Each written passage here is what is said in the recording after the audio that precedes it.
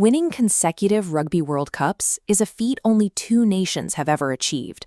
Winning a third in a row has never happened in the history of the sport. Former All Black Bryn Hall is already on record stating he believes New Zealand can run this team off their feet. In Kiwi rugby circles, the conversation has shifted from how to survive the world champions to the conviction that they will beat them in their own backyard. This illustrates the tactical reality. New Zealand plans to use ultra-high tempo, moving the point of attack from sideline to stretch the field and run South Africa's heavy, physical forwards until they simply cannot keep up. The Springboks know the strategies that captured the last 2 trophies will not stop that kind of speed. For aging champions, the choice is to actively evolve or face the natural decline that follows success.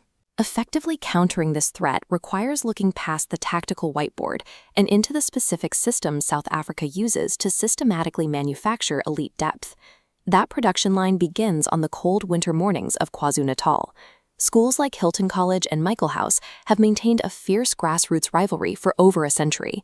This data tracks every point scored since 1896, showing competition that has remained virtually inseparable for over 200 matches.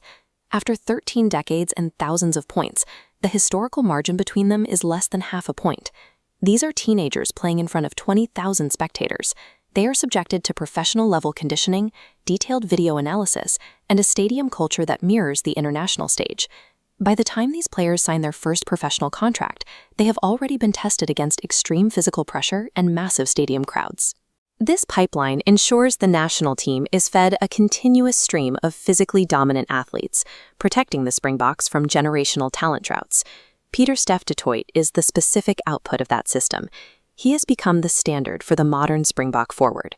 Early in his career, he suffered a leg injury so severe his own team doctor considered amputation.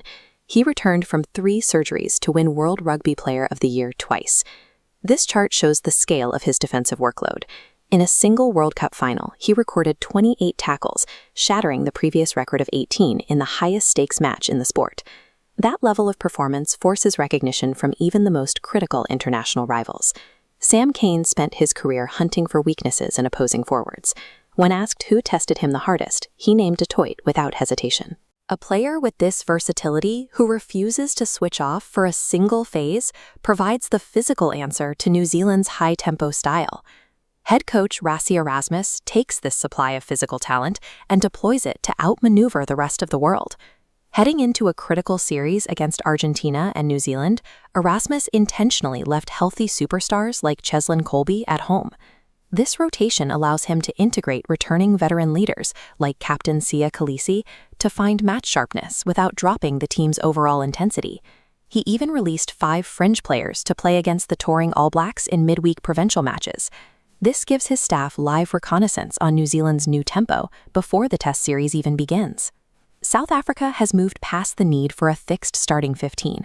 Erasmus has built 3 interchangeable world-class squads that insulate the team from fatigue and injury.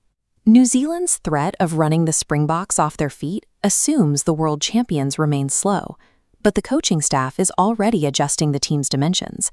The addition of former All Black Tony Brown to the staff has introduced an expansive attacking dimension to a team historically built on forward power. This creates a synthesis of foundational power, endless depth, and now the speed to strike from anywhere on the field. South Africa has constructed a self-sustaining machine designed to capture history by neutralizing every threat the modern game can throw at it. For the rest of the world, 2027 is a goal. For the Springboks, it is a calculated reality.